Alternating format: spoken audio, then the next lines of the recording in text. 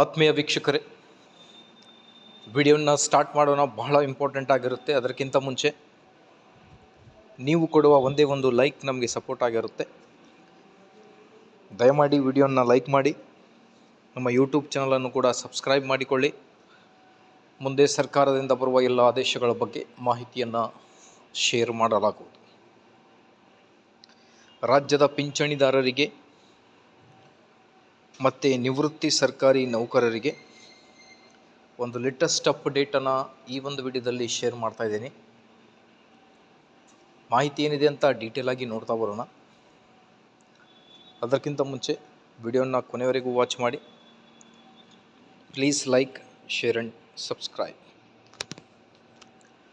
Screen ಮೇಲೆ ಗಮನಿಸ್ತಿರ್ಬೋದು, ಕರ್ನಾಟಕ ಪಿಂಚಣಿದಾರರಿಗೆ ಇತ್ತೀಚಿನ ಸಿಹಿ ಸುದ್ದಿ. DA/DR ಹೆಚ್ಚಳ.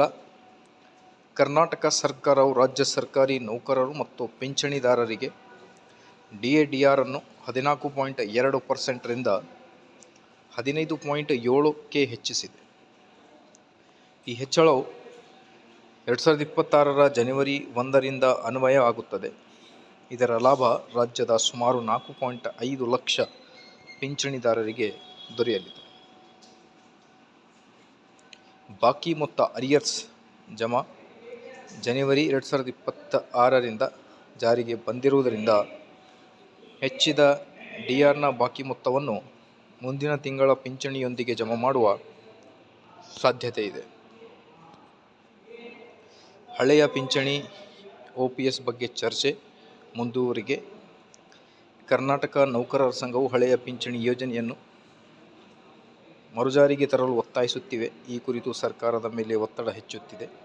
ಆದರೆ ಇನ್ನೂ ಅಂತಿಮ ನಿರ್ಧಾರ ಪ್ರಕಟವಾಗಿಲ್ಲ. ಕರ್ನಾಟಕ ಪಿಂಚಣಿದಾರರಿಗೆ, ರಾಜ್ಯದ ನಿವೃತ್ತಿ ಸರ್ಕಾರಿ ನೌಕರರು ಹಾಗೂ ಪಿಂಚಣಿದಾರರಿಗೆ ಪಿಂಚಣಿಯಲ್ಲಿ 10% ಹೆಚ್ಚಳ ಮಾಡುವ ಕುರಿತು ಸರ್ಕಾರ ಗಂಭೀರವಾಗಿ ಚಿಂತನೆ ನಡೆಸುತ್ತಿದ್ದು, ಶೀಘ್ರದಲ್ಲೇ ಅಧಿಕೃತ ಆದೇಶ ಹೊರಬೀಳುವ ನಿರೀಕ್ಷೆ ಇದೆ. ಈ ಪ್ರಸ್ತಾವನೆ ಜಾರಿಯಾದರೆ ಸಾವಿರಾರು ಪಿಂಚಣಿದಾರರ ಮಾಸಿಕ ಆದಾಯದಲ್ಲಿ ಏರಿಕೆ ಕಂಡುಬರಲಿದೆ. ಹಾಗಾಗಿ ಆದಷ್ಟು ಬೇಗ ಪಿಂಚಣಿ ಏರಿಕೆಯಾಗಲಿ. ಮಾಹಿತಿ ಇಷ್ಟ ಆದಲ್ಲಿ like, share and subscribe. Thank you friends.